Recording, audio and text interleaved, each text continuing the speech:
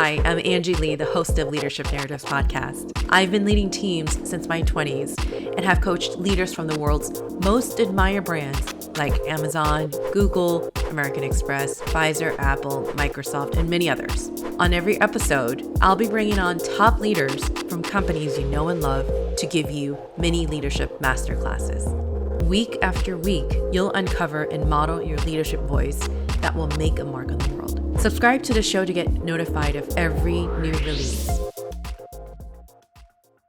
Welcome back to our show. This is Angie Lee, and you're listening to the Leadership Narrative podcast. This is a show that will help you discover, build, and embody your leadership voice by learning straight from the leaders who grow brands you know and love. I'm your host, and today we're discussing the principles of building a winning team with David DellaValle. Allow me to introduce Dave, a retail executive and a powerhouse in the global sports industry, and a very special friend. Dave has an astounding track record, including unprecedented retail growth for Adidas and Nike brands. He's not just a corporate leader, though. Having served our country in the United States Marine Corps and the USMC Reserve, his impressive career span includes managing a whopping $110 million account at Nike, where they saw an expansion from 100 to 150 stores under his leadership. Later, David went on to lead the Jimmy Jazz brand as its chief brand officer through the sale of the largest acquisition in Snipes history. However, Dave's background doesn't stop at the battlefield or the boardroom. Giving back to the community is something Dave holds dear to his heart. He is a mentor for transitioning veterans and a board advisor for adult education program at Rutgers University, and he even spends time as a youth basketball coach. Truly, David embodies leadership in all forms. We're delighted to have him with us today. Can't wait to dive into his insights and experiences. So stick around, folks. You're not going to want to miss this talk. Hey, thanks for joining us, Dave. Hi, Angie. Thank you for having me. I'm excited to be here. I never quite heard myself described like that. So I was like, wow, it sounds impressive. I just don't, it's like one of those things you don't realize it's you that you're talking about. So I'm excited to be here, though. Glad to hear that I'm doing my job effectively and just making you sound amazing. Good. Thank you. So you're very welcome. Dave, to get started here, tell me, what did you have for breakfast today? I had oatmeal. Now, very plain, very vanilla. I'm trying to watch my cholesterol. Oh, is that a thing? Are you on a special regimen? Are you on a special diet of any sort? I try to eat healthy, and oatmeal is a safe way to do that, and good way to keep my cholesterol down as I get a little older, if that makes sense. Yeah. Well, I started incorporating oatmeal in my 20s. So I don't think it's an age thing necessarily, but I do what you mean. It is very plain. Most people don't understand the benefits of having oatmeal for breakfast or incorporating it into their diet. What does your morning routine look like? Do you typically have oatmeal to start the day? Yeah, I do. Sometimes I'll have oatmeal. Sometimes I'll have just eggs. Usually I love coffee. I'm a big fan of coffee. I have during COVID, I purchased this like super fancy coffee machine that grinds its own beans and it has a press. So I'm a big fan of coffee. And then I try to get exercise in every day. And sometimes it works, sometimes it doesn't. It all depends on the schedule. But most of my communication in my role now is based on the West Coast. So I have a little bit of a delayed start in the morning now. So that helps me have more of a routine in the morning versus, having to jump out of bed, get ready and start answering the phone. So it's a little bit of although my team is here, but my direct link back to the West Coast usually starts a little later. It sounds like you have a pretty good routine going. And was that something that you started or you learned in your early days in the Marine Corps? Because I know going through the military, you're super disciplined, right? Yeah. So it's been quite a while. I mean, I left the Marine Corps in 2003. So I've been out of it for 20 years now. I graduated from boot camp in the early 90s. So I've been out of that zone for quite some time. So, but yes, it did start there. The fundamentals of discipline and leadership kind of all began for me in the Marine Corps. Yeah. As you get older and you get accustomed to living life as a civilian and having a regular, a corporate job, some of that stuff, I think the core fundamentals are still there, but, I'm perhaps not as neat as I used to be. When in the Marine Corps, you had to have everything in such a way in your closet, in your wall locker. I'm a little more relaxed in that zone. Yeah, absolutely. That's what age does to you, right? Age and experience. Exactly. Yeah. So tell us a little bit more about that. I'm curious to hear your story and how did your time in the Marine Corps shape your leadership approach? Well, I mean, the Marine Corps has a fairly, I would say, simple view on leadership, right? It's the two basic leadership principles that I learned all those years ago is one, mission accomplishment, and two, take care of your Marines as a Marine Corps leader. And it's very simple. And I think how I've used those over the last 30 years is really interchangeable. In the military and especially in the Marine Corps, mission accomplishment is everything. And unfortunately, sometimes that means people get hurt or injured, right? In that situation. I think in the civilian world or in the corporate world, the same rules apply, not necessarily in that order. What I've learned there was if I take care of my team and whatever team that may be, we will get whatever work needs to be done and accomplish whatever task is in front of us. So that is really probably the biggest takeaway from the Marine Corps. I have what they call a combat arms MOS. So I was in the artillery and the infantry. So I didn't learn like a technical skill that I could bring with me when I left the Marine Corps on the outside, unless I wanted to join law enforcement.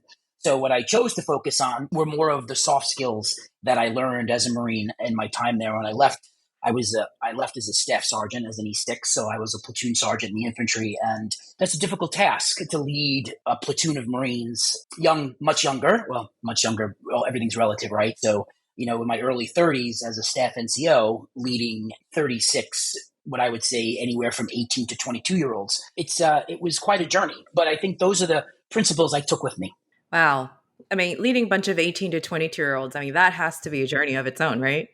It is, and it's one you have to take seriously when you're deployed, because you're responsible for their well-being, and it's something I think the military refers to it a lot as the burden of leadership, and it's something that I think everyone takes seriously in that position of having to make sure you're responsible for the well-being of people. So I think the soft skills that I took away with that have served me well over the last 25, 30 years. That's amazing. So you talked a little bit about your approach to leadership that was really shaped from your time in the military.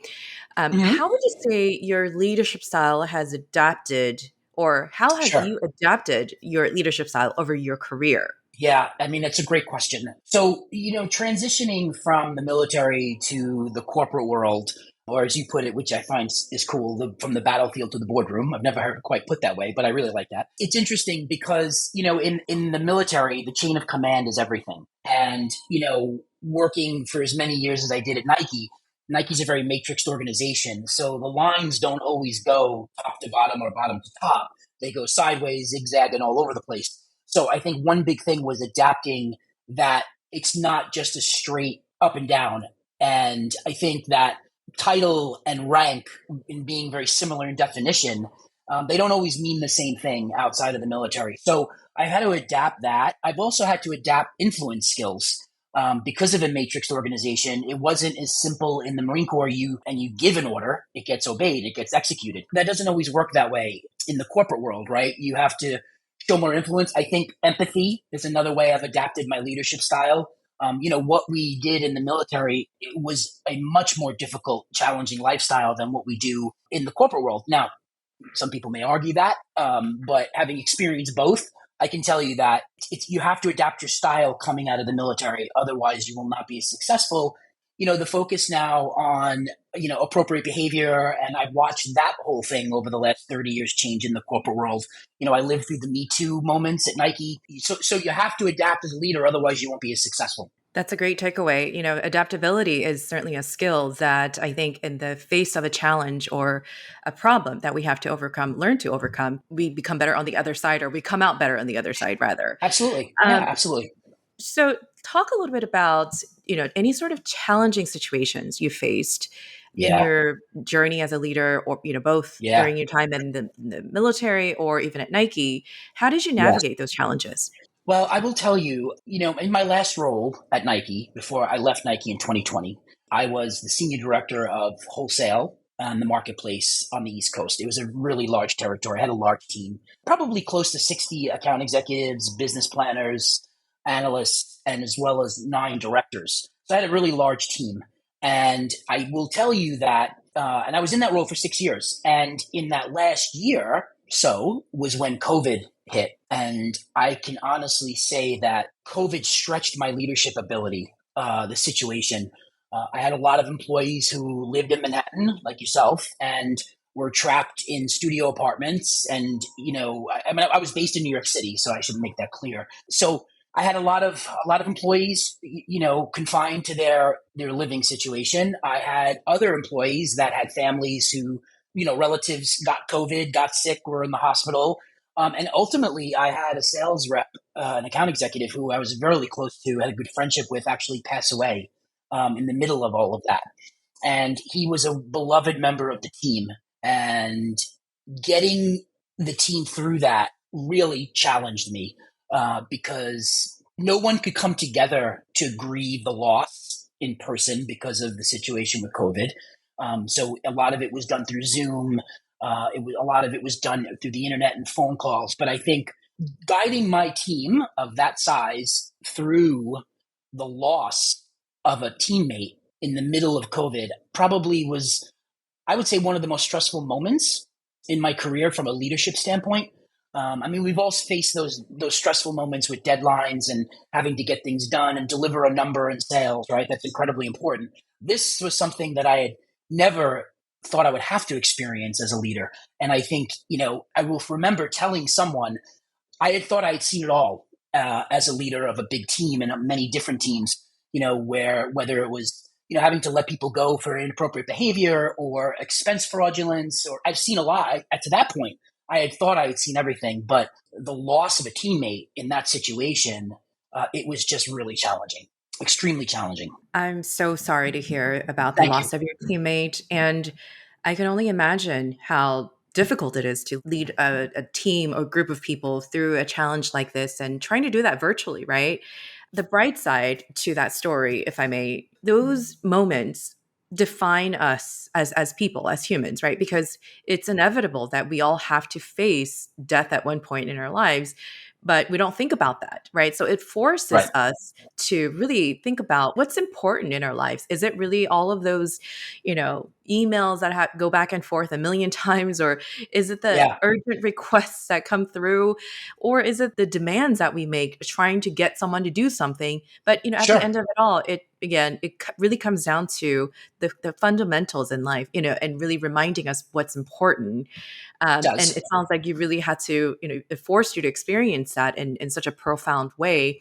It's a very complicated emotion for many, right? Absolutely. Yep. For Some most people have, people.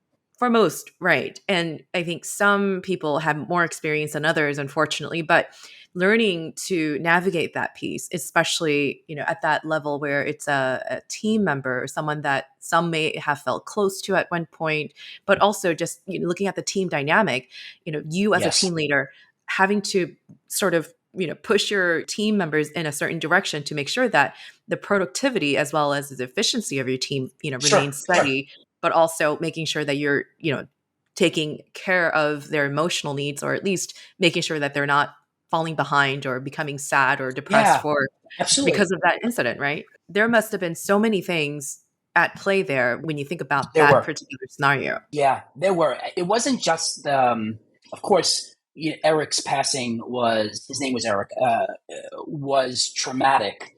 And, I developed a relationship coming out of that with his sister and his wife that I still have to this day. We raised through GoFundMe $100,000 during that time for his final services.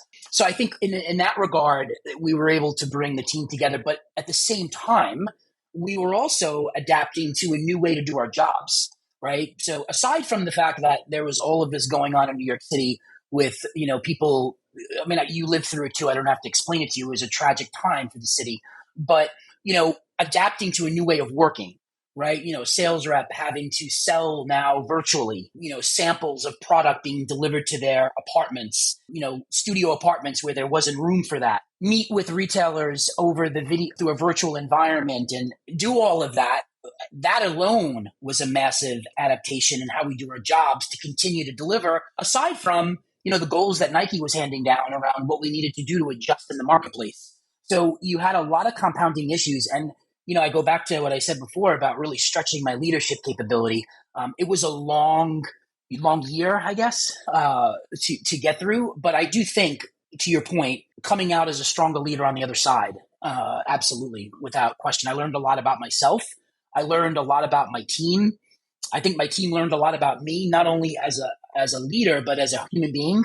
One of the things that I always, people ask me all the time questions about, about being a leader and, what have you learned about being a leader over your career? I've learned to be empathetic and to be authentic and to show the human side.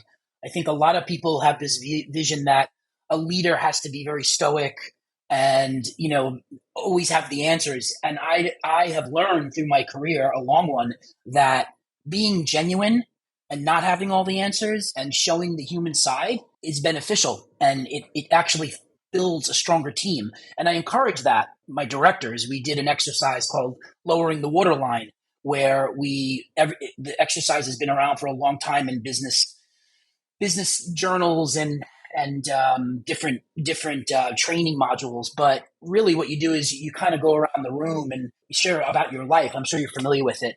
And, lowering the waterline, it shows the humanity of everybody in the room, because no one knows what someone's going through before they get to work and after they leave work. So I think, the humanity of it and the authenticity and being a genuine leader really builds a strong team. That is beautifully said. And as you were talking, Dave, what came to mind was the fact that, nothing in life is by accident, right?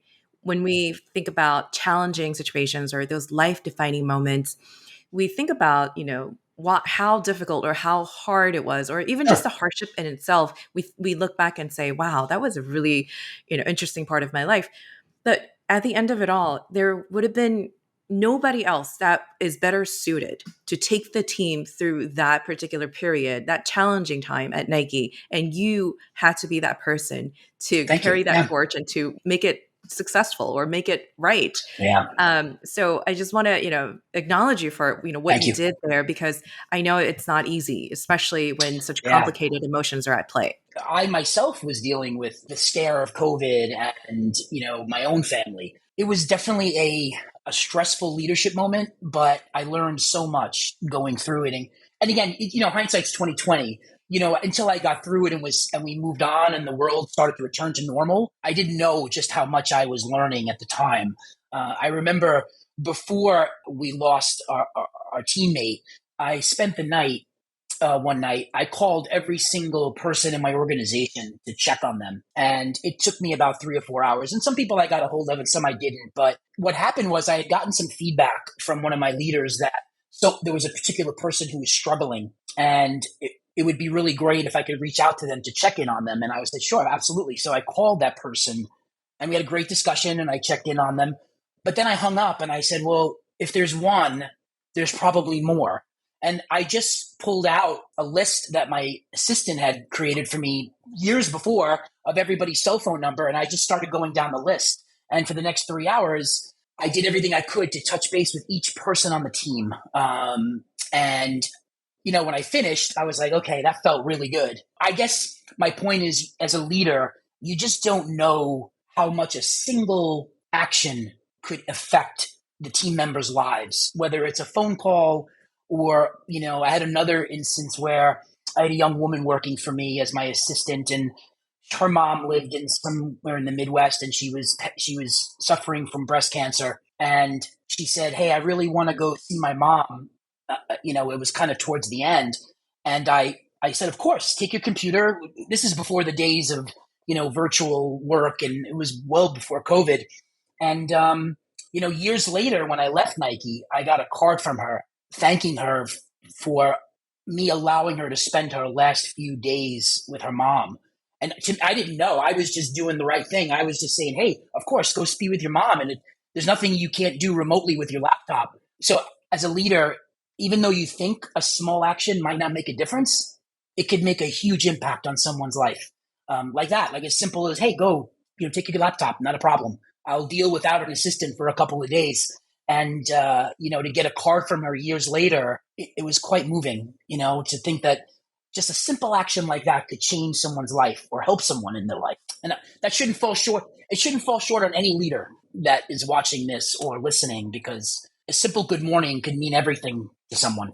That's a beautiful story, Dave. And as you were sharing that story, I just got goosebumps, thinking about the emotions, especially as an assistant, someone who doesn't have a lot of power, and to come to you with such a sensitive matter, to be able to ask, hey, this is Yeah. what's going on, and for her to be vulnerable with you, and that was encouraged, right, by you on your part, Yes, it to was. say, what, it is absolutely okay for you to prioritize what matters the most in life, which is right now for you going to see your mom and spending time with your mom.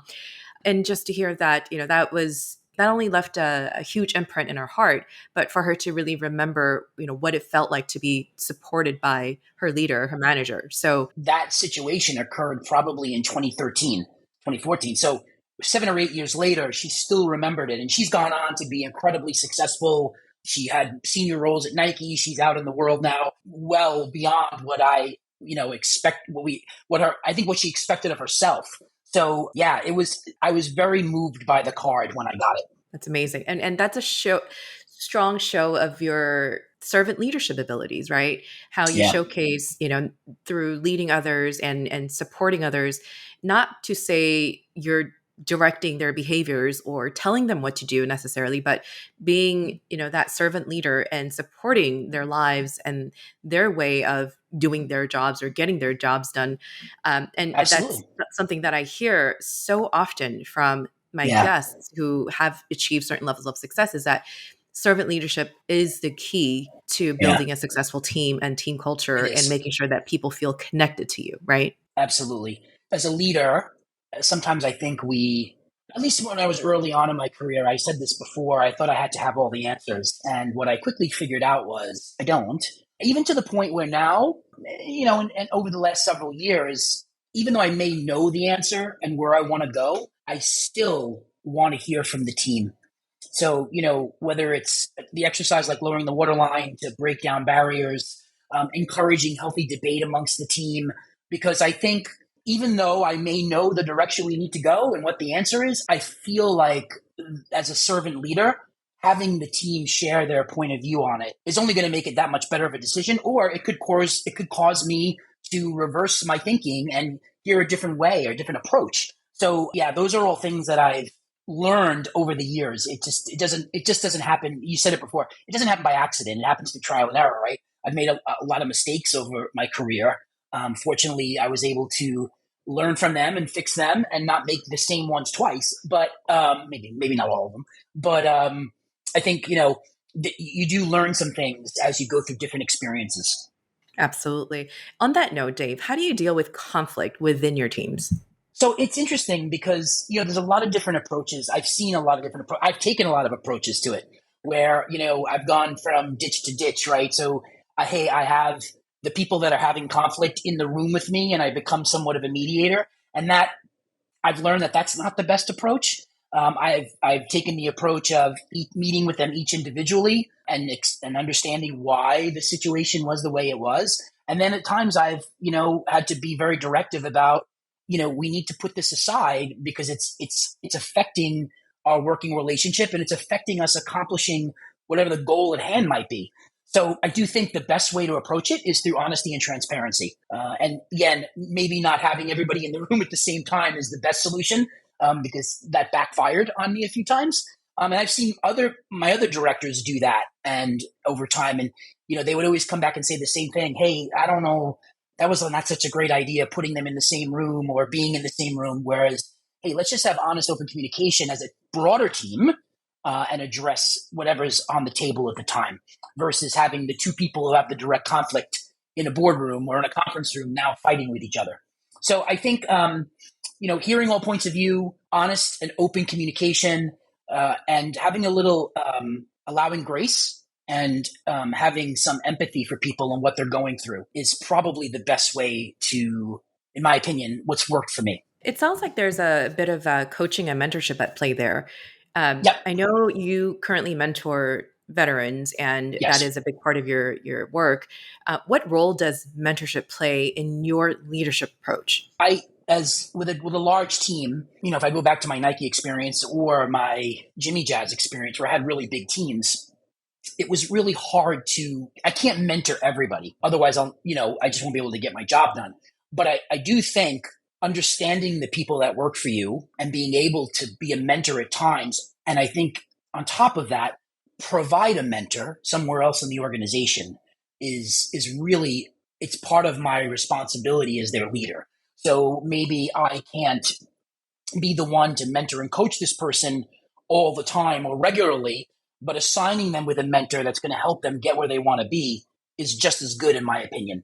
So keeping an eye on your team and what their needs are. And some people I did mentor directly many times, and other times I didn't, but I assigned them with a mentor and found them a good person that they could lean on and glean experience from. So I think it's an incredibly important part of what we do as leaders. I think mentoring and coaching is probably, if I had to split it down the middle, it's 51% mentoring and coaching and team success and 49% the rest of it. It's just, I take it very seriously. And maybe that comes from my background in the Marine Corps, where, it was always in the back of my mind to make sure I took care of the Marines that I was responsible for.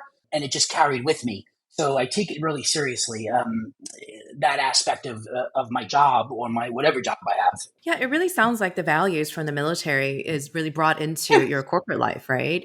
And Yeah. whether it's discipline or the value of servant leadership, or just the team leadership mentality and carrying your team with you or taking your team with you wherever you go, and sort of thinking them as your military days, how you looked after other soldiers or other people on your team, whether it's like you said, battlefield or the boardroom. I mean, the same principles apply, right? Absolutely.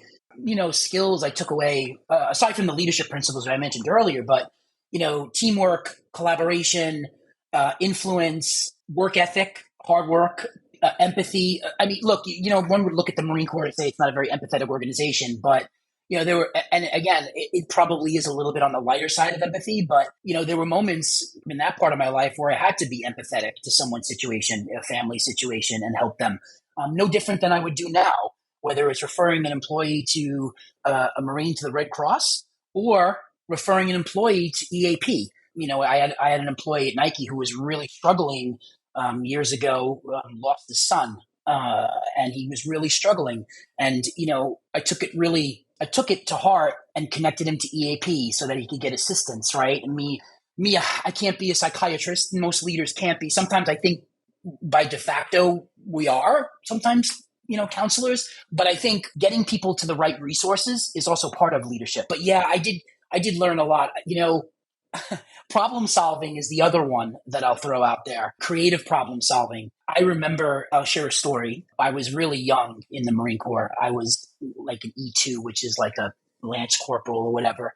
And I was with another Marine, and our sergeant we were in the desert out in California, and he drove us out to the middle of nowhere. And there was a shack. And he said, okay, I need you to fix that roof of that shack. He's like, but here's the deal. You got no hammer, no nails, and no roof shingles. Make it happen. And he just jumped in the Humvee and drove away. So we spent the next 3 hours with rocks, hammering and nails and pulling them out. So I think I use that as an example of, I took away creative problem solving, right? There's always a way to figure it out. Going back to talking a little bit more about team and teamwork, Mm-hmm. how do you encourage diversity and inclusion within your Yeah. team?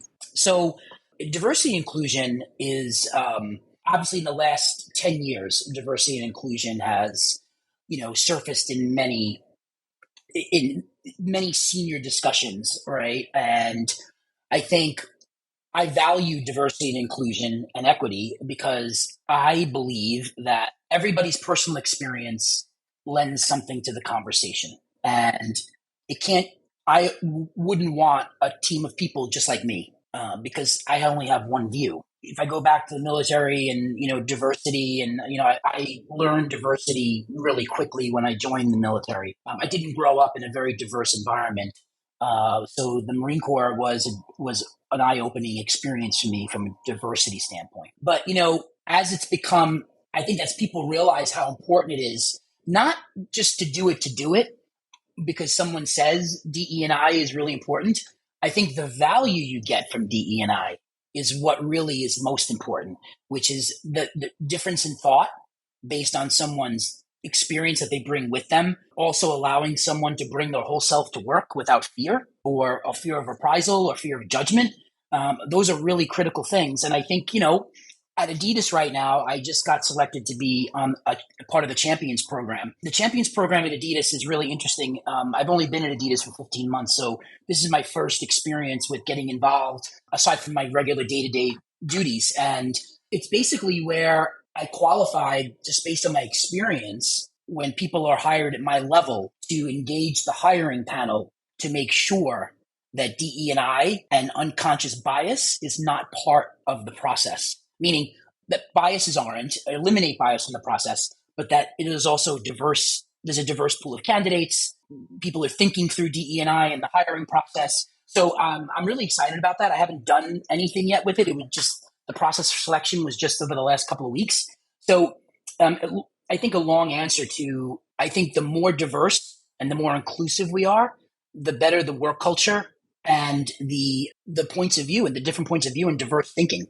So that's a great takeaway, especially for our audience who might be wondering what diversity looks like in the retail space or in the global sports industry.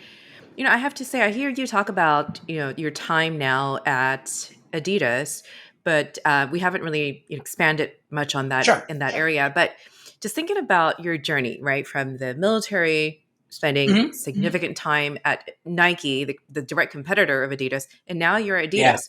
And as a senior leader in this space, making that switch from Nike to Adidas, what was that like? So, I'm happy that and grateful that I had some time in between, right? So I spent, 18 months with Jimmy Jazz and Snipes.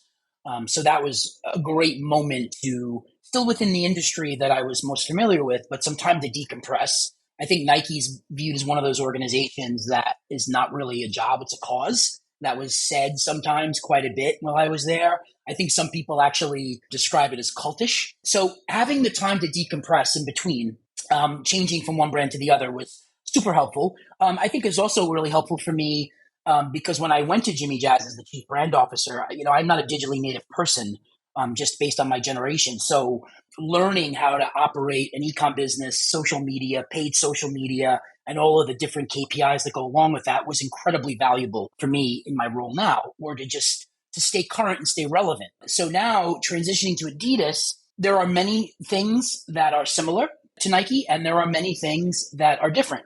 I think, the way Nike operates and the way Adidas operate internally are very different. Product-wise and marketplace-wise, there's similarity, different technologies, clearly, and consumer-wise, fairly similar.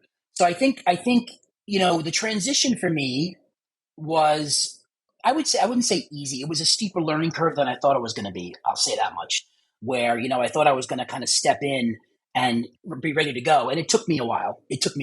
Not from a consumer marketplace standpoint, more from an internal how things operate at Adidas differently from how they operate internally at Nike. It's funny, when I joined Jimmy Jazz, it was the first time in my career where I could wear product or sneakers other than Nike, because I had spent 24 years of my life only being able to wear Nike, as you can imagine. So that was a cool thing. And now I'm back right on the other side of it where I'm, pretty much just wearing Adidas for the most part in casual athletic wear. That was an interesting little, flip back and forth. But there's definitely similarities and there's definitely differences. I also didn't want to be that person. And I think I was very conscious of this. And you and I discussed this at times. I didn't want to be that person because Nike is clearly the market leader. They are predominantly the leader in market share in almost every category and space they do business in, right? If they're not number one, they're number two. And that's globally recognized. What I didn't want to do was join Adidas and step in and be the guy that said, hey, everything Nike does is perfect. I have all the answers. We should do it this way. That was something I was really super conscious of and self-aware of. And I don't think, had I not have the experience that I had, I don't know if I would have approached it that way, where I learned about it myself and how to approach this whole thing. So I was super self-aware to not be the guy on the phone that says, hey, this is how Nike does it, right? We don't want to do that. So, and because Nike isn't perfect either, and they do a lot of great things, and they do a lot of things that, would benefit from some outside perspective. Same with Adidas. They do a lot of things great, and maybe they could share some best practices from Nike. So it's very, I would say it's a very cautious approach to how I made that transition. For my own, of how I wanted to be perceived. Can you recommend any books or resources, maybe your latest read or maybe your favorite read, for Yeah. anyone who's looking to advance in their careers, whether they're on a leadership track or not? What books would you recommend that you really enjoyed? So there's a book called The Game. And I can't recall the author right now. I read it as a member of the Vistage group. Really powerful book, learning how business and operating a business in the format of a game. So I think that's really good. I think the other resource that I refer back to constantly in between leaving Nike and joining Jimmy Jazz, I actually was consulting for a period of time in the marketplace with retailers. And I took the Harvard Business School class of strategy and execution. And I still, to this day, 3 years later, refer to that coursework. I think, one of the biggest responsibilities of a leader in running an organization or running a large team is to have a plan, and building a strategic plan is probably one of the things. If I was going to give anybody advice just beginning their career and leading a large team, is build a plan, build it inclusively with your team. And it's not hard to do, but I do find myself referring to that. It was an online course, and it was work at your own pace with modules, but it was an incredibly valuable tool for me. It was strategy, planning, and execution, really. And they have a great, as a matter of fact, it's funny, when I was in the course, Adidas was a case study. And at that point, I had no idea I would be joining Adidas with their previous president. So, really valuable tool. But The Game was a great book, the Great Game of Business, and the Harvard Business School course that I took on strategy and strategic planning, invaluable to me. Great resources. And it sounds like, based on what I'm hearing, you value lifelong learning, right? The learning part never Yeah, stops with you, absolutely. right? You're always seeking out knowledge and new ways of doing things, and encouraging people to seek out the type of skills or expertise that they need to build in order to be successful. So we can share those resources in the show notes to make sure that we can refer to them as Dave's favorite book and course. Dave, you touched on this just a little bit in your last comment. What advice do you have? And I want to split this up into two parts. I want to seek your advice for both leaders that are currently managing teams, as well as first-time managers and leaders that are stepping into a leadership role. What advice do you have for each of these groups? And it could be just one advice that you would have for them. My advice for someone who currently manages a large team and has been doing it for a while is absolutely be authentic. Be an authentic leader. Be genuine. Do not be afraid to show empathy or the human side of who you are as a person, because I think there's a level in which you connect with the people that work for you or work on your team, that they appreciate that type of approach. And it has served me really well over the years of being just a genuine, open, transparent leader, meaning if I don't have all the answers, I'm going to tell you I don't have all the answers, but then let's get together and figure it out, and what the best solution is going forward. So that, for me, is a big one, as well as something that I learned the hard way is you can be passionate about your job and your work, and you can work really hard every day, but do not forget about self-care and balance. At the end of the day, and maybe this is because I learned, I had that account executive pass away, right? I had a manager once, and he was a mentor. He was most recently in a senior role at the Puma brand. Tell me that, this goes back years when I worked with them. When you're gone, they're not going to put on your tombstone that you were a great account director or senior leader, right? That's not how you're going to be remembered. You're going to be remembered for the way you made people feel. And that is something that I have taken to heart. And again, work-life balance is incredibly difficult when you're in a big role and you have a lot of people that rely on you and that work for you, or you work in a big organization. So it's hard to do, but you have to be good at it. You have to figure out a way to be good at it. For someone who is just beginning, I would say listen more than talk, right? And really listen. Don't wait to speak. I've experienced a lot of new managers, and maybe it's similar as someone who's been in their role a long time, but generally, experience brings wisdom. But where the newer leaders, they, one, think they have to have all the answers, and two, they don't show that human side of them. I think that's where a lot they get tripped up. So form the relationships, listen, don't wait to talk. And I would also say find a mentor that's not your boss. Find someone else in the organization that's got experience that can help you. Because ultimately, as a leader, and I say this to my team now all the time, I want to help you get to where you want to be, right? I'm in this zone of my career where I wouldn't say I'm at the end, but if I use a golf analogy, I'm on the back nine, right? These people are kind of just approaching the front nine. So my point to them is my goal is to help you get where you want to be. So getting a mentor and listening more than speaking all the time is sound advice for someone who's new. Because without listening, you're not going to really understand the problem or the challenge. I know the years of experience in business leadership that you bring to the table. And Dave, how can our listeners support you and your work? Wow, that's a great question. I would say just reach out to me on LinkedIn. I'm sure you'll put my profile in the podcast. Feel free to reach out to me. I love to build new relationships with people. As much as I've experienced, there's still more to learn.